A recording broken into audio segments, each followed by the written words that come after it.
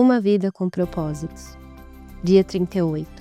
Tornando-se um cristão com excelência. Jesus disse aos seus seguidores: vão pelo mundo todo e contem a todos as boas novas. Marcos 16:15. Assim saberemos por onde Ele quer que nós andemos. Assim, todas as nações conhecerão a sua salvação. Salmos 67:2. A grande comissão é sua incumbência. Você tem uma escolha a fazer. Ou se torna um cristão com excelência, ou um cristão relapso. Cristãos relapsos buscam principalmente a satisfação pessoal. Eles estão salvos, mas são egoístas. Gostam de comparecer às reuniões de louvor e aos seminários edificantes. No entanto, você jamais os encontrará em uma conferência sobre missões, porque não estão interessados. As orações deles concentram-se nas próprias necessidades e em pedidos de bênção e de felicidade. É a fé do eu primeiro. Como Deus pode tornar minha vida mais confortável? Eles querem usar Deus para seus propósitos, em vez de serem usados por Deus para os propósitos dele. Os cristãos com excelência, em contrapartida, sabem que foram salvos para servir e feitos para uma missão. Eles estão ávidos para receber uma missão pessoal e se entusiasmam com o privilégio de serem usados por Deus. Os cristãos com excelência são as únicas pessoas totalmente vivas neste planeta. Sua alegria, confiança e entusiasmo contagiam, porque sabem que são importantes. Acordam a cada manhã na expectativa de que Deus opere por meio deles, de novas maneiras. Que tipo de cristão você quer ser? Deus nos convida para participar da mais magnífica, ampla, diversificada e importante causa da história, o reino. A história é a história de Deus. Ele está formando sua família para a eternidade. Ele está formando sua família para a eternidade. Nada é mais importante nem mais duradouro. No livro de Apocalipse, descobrimos que a missão global de Deus será realizada. Um dia, a grande comissão se tornará a grande consumação. Nos céus, uma enorme multidão de pessoas, de todas as nações, tribos, povos e línguas, Apocalipse 7:9, estará um dia diante de Jesus Cristo para adorá-lo. Envolver-nos como cristãos com excelência nos permitirá experimentar um pouco do céu antecipadamente. Quando Jesus ordenou aos seus seguidores que fossem pelo mundo todo e contassem a todos as boas novas, Marcos 16:15, o pequeno grupo de pobres discípulos do Oriente Médio ficou chocado. Eles deveriam ir a pé ou cavalgando naqueles animais vagarosos? Era tudo o que tinham para o transporte, e não existiam ainda barcos capazes de atravessar o oceano. Portanto, havia barreiras físicas reais ao cumprimento daquela ordem. Hoje, temos aviões, barcos, trens, ônibus e automóveis. Nosso pequeno mundo encolhe a cada dia. Você pode voar sobre o oceano em questão de horas e estar em casa no dia seguinte, se for necessário. As oportunidades que os cristãos comuns têm de se envolver em missões internacionais de curta duração são praticamente ilimitadas. Cada canto do mundo está ao seu alcance. Pergunte à indústria do turismo. Não temos desculpas para não espalhar o Evangelho. Agora, com a internet, o mundo está ficando ainda menor. Além dos telefones e aparelhos de fax, qualquer cristão com acesso à rede pode se comunicar em tempo real com pessoas de praticamente todos os países do mundo. Todo o planeta está a seu alcance. Até mesmo os vilarejos mais remotos têm acesso a e-mail. Portanto, você pode evangelizar pessoas do outro lado do mundo, sem nem ao menos sair de casa. Nunca foi tão fácil cumprir a incumbência de ir por todo o mundo. Os maiores obstáculos já não são a distância, o custo ou o transporte, e sim nossa forma de pensar. Para ser um cristão com excelência, você deve se dispor a mudar seus conceitos, sua perspectiva e suas atitudes devem mudar. Como pensar como cristão com excelência? Troque o raciocínio egoísta pelo altruísta. A Bíblia diz: amigos, não pensem mais como crianças, pense como gente madura. 1 Coríntios 14:20.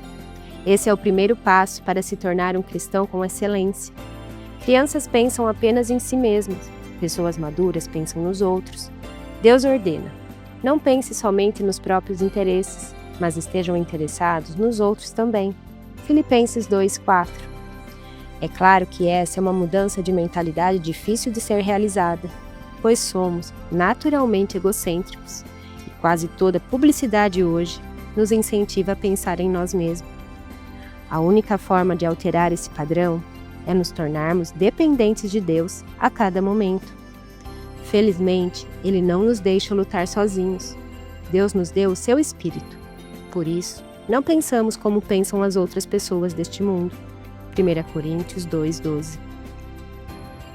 Comece pedindo ao Espírito Santo que o ajude a pensar nas necessidades espirituais dos não cristãos toda vez que for falar com um deles. Com a prática, você poderá desenvolver o hábito de orar silenciosamente, nada além de um sussurro, pela pessoa com quem vai se encontrar. Diga: Pai, ajuda-me a compreender o que está impedindo essa pessoa de te conhecer. Seu objetivo é verificar onde os outros se encontram na jornada espiritual, fazendo então todo o possível para levá-los a conhecer a Cristo. Você aprende a fazer isso adotando o método de Paulo. Não penso no que seria bom para mim, e sim no que poderia ser bom para muitas pessoas, de modo que possam ser salvas. 1 Coríntios 10:33. Deixe de raciocinar de forma restrita e raciocine de forma global. Deus é um Deus global. Ele sempre se preocupou com o mundo inteiro, porque Deus tanto amou o mundo, João 3,16. Desde o início, Ele desejou reunir em sua família membros de todas as nações que criou. A Bíblia diz: de um só homem, Deus criou todas as nações que vivem na terra e decidiu quando e onde todas as nações seriam constituídas. Deus fez tudo isso para que nós os buscássemos e, alcançando, o encontrássemos. Atos 17, 26, 27. Grande parte do mundo já pensa de forma global. Os maiores conglomerados de comunicação e negócios são multinacionais. Nossa vida e a vida das pessoas em outras nações estão cada vez mais entrelaçadas, à medida que compartilhamos moda, entretenimento, música, esportes e até fast food. É provável que a maioria das roupas que você está vestindo e grande parte do que você come hoje em dia foram produzidos em outros países. Estamos mais unidos do que percebemos. Vivemos dias emocionantes. Atualmente existem mais cristãos que em qualquer outra época. Paulo estava certo. As mesmas boas novas que chegaram até vocês estão sendo difundidas pelo mundo. Elas estão transformando vidas em toda parte, assim como transformou a de vocês. Colossenses 1:6. O primeiro passo para pensar de maneira global é orando por países específicos. Cristãos com excelência olham pelo mundo. Consiga um atlas ou um mapa e ore pelas nações, citando o nome delas. A Bíblia diz: se você me pedir, eu lhe darei as nações. Todos os povos da terra serão seus. Salmos 2:8. A oração é a ferramenta mais importante em sua missão no mundo. As pessoas podem recusar nosso amor ou rejeitar nossa mensagem, mas não têm defesa contra nossas orações.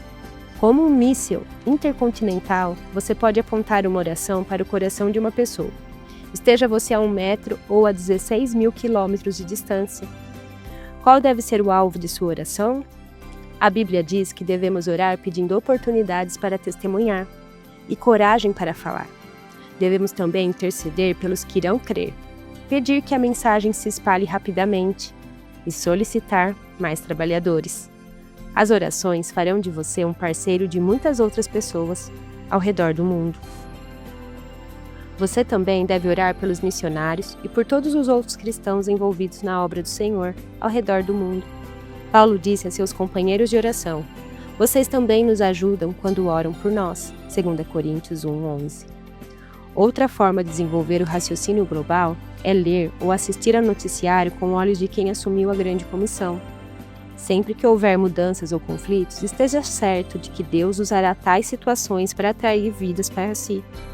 As pessoas são mais receptivas a Deus quando estão sob tensão ou atravessam um período de mudanças.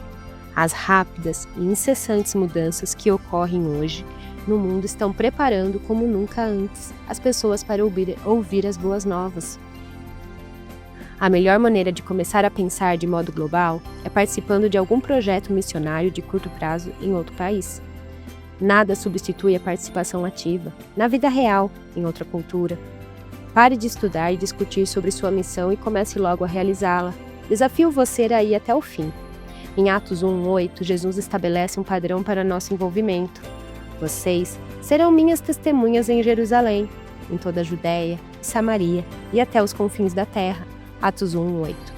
Seus seguidores teriam de alcançar sua comunidade, Jerusalém, seu país, Judéia, outras culturas, Samaria e outras nações, até os confins da terra. Observe que nossa comissão é simultânea, não consecutiva. Embora nem todos tenham o dom de missões, todo cristão é chamado a participar de uma missão, relacionada com os 4 grupos de alguma forma. Você é um cristão nos moldes de Atos 1:8? Estabeleça uma meta para participar de um projeto missionário, direcionado a cada um desses 4 alvos. Insisto em que você poupe dinheiro e faça o que for necessário para participar de uma viagem missionária de curto prazo ao exterior, o mais rápido possível. Quase todas as organizações missionárias podem ajudá-lo nisso. Essa experiência aumentará seu amor, ampliará sua visão, aumentará sua fé, aprofundará seu sentimento de compaixão e o encherá de alegria, como nunca antes. Pode ser um divisor de águas em sua vida. Substitua o pensamento imediatista pela perspectiva eterna. Para aproveitar ao máximo seu tempo aqui, você deve manter uma perspectiva eterna. Isso evitará dar importância excessiva a questões menores e o ajudará a distinguir entre o urgente e o eterno. Paulo disse: assim, fixamos os olhos, não naquilo que se vê, mas no que não se vê, pois o que se vê é transitório, mas o que não se vê é eterno. 2 Coríntios 4:18. Muitas das coisas em que empenhamos nossas energias já não significarão mais nada daqui a um ano, quanto mais pela eternidade. Não troque a vida por coisas temporárias, pois Jesus adverte: todo aquele que se deixa desviar do trabalho que eu planejo para ele não está apto para o reino de Deus. Lucas 9:62. E Paulo alerta: sejam econômicos na escolha das muitas coisas que o mundo tenta empurrar para vocês. O mundo, como vocês o conhecem, está se desvanecendo. 1 Coríntios 7:31. O que está se interpondo com sua convivência entre você e sua missão? O que o está impedindo de se tornar um cristão com excelência? O que quer que seja, abandone. Afastemos de nós qualquer coisa que nos torne vagarosos ou nos atrase. Hebreus 12:1. Jesus disse: acumulem para vocês tesouros nos céus. Mateus 6:20. Como fazemos isso? Em uma de suas declarações mais incompreendidas, ele disse também: usem a riqueza deste mundo ímpio para ganhar amigos, de forma que, quando ela acabar, estes os recebam nas moradas eternas. Lucas 16:9. Jesus não quis dizer que você deve comprar amigos com dinheiro, mas que deve usar os recursos que Deus lhe deu para levá-los a Cristo. Eles não serão seus amigos por toda a eternidade e vão lhe dar as boas-vindas quando você chegar ao céu. Esse é o melhor investimento financeiro que se pode fazer. Você provavelmente já ouviu alguém dizer: você não pode levar isso com você. Mas a Bíblia diz que você pode passá-lo adiante, investindo em pessoas que estão indo para lá. Fazendo isso, eles estarão acumulando um tesouro real para si mesmos no céu. Este é o único investimento seguro para a eternidade. Estarão levando uma vida cristã, frutífera, aqui na terra também. 1 Timóteo 6:19. Pare de arranjar desculpas e comece a pensar em formas criativas de cumprir sua incumbência. Se você estiver decidido a fazer alguma coisa, há sempre um jeito e existem organizações prontas para auxiliá-lo. Eis algumas desculpas mais comuns. Só sei falar inglês. Isso é, na verdade, uma vantagem em muitos países, onde milhões de pessoas querem aprender a falar esse idioma, estão ávidas por praticá-la. Não tenho nada a oferecer. Sim, você tem. Cada habilidade e experiência em sua formação pode ser utilizada de algum modo. Estou muito velho ou muito jovem. A maioria das organizações missionárias tem projetos de curto prazo adequados para cada faixa etária. Da mesma forma que Deus rejeitou as desculpas de Sara, quando ela disse estar muito velha para que o Senhor a usasse, ele também rejeitou as objeções de Jeremias, quando este alegou ser muito jovem. Não diga isso, respondeu o Senhor. pois você tem de ir aonde quer que eu o envie e dizer o que quer que eu diga a você. Não tenha medo do povo, pois eu estarei com você e cuidarei de você. Jeremias 1, 7 e 8. Pode ser que você acredite ser necessário um chamado especial de Deus e esteja esperando alguma sensação ou uma experiência sobrenatural. O Senhor, porém, já reiterou esse chamado repetidas vezes. Somos todos chamados para cumprir os 5 propósitos de Deus para a nossa vida: adorar, ter comunhão, tornar-se semelhante a Cristo, servir e sair em missão com Deus pelo mundo. Ele não quer usar apenas alguns no meio do seu povo.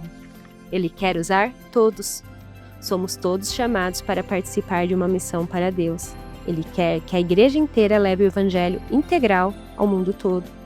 Muitos cristãos deixaram passar os planos de Deus para a sua vida porque nem ao menos perguntaram a ele se os que queria servindo como missionários em algum lugar. Seja por medo, seja por ignorância, automaticamente fecharam a mente à possibilidade de servir como missionário residente em outra cultura. Se sua tendência é dizer não, reexamine todos os diferentes meios e possibilidades disponíveis. Você vai se surpreender e ore, perguntando seriamente a Deus o que Ele desejará de você nos próximos anos.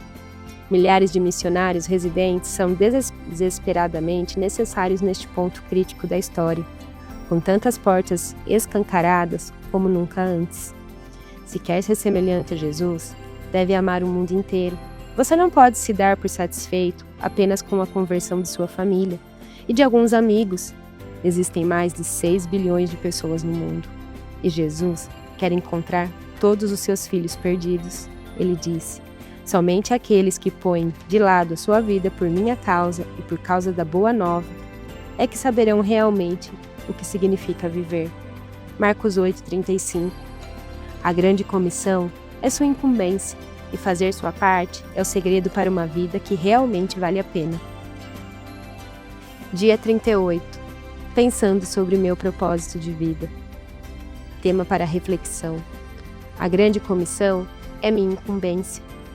Versículo para memorizar: assim saberemos por onde Ele quer que nós andemos. Assim, todas as nações conhecerão a sua salvação.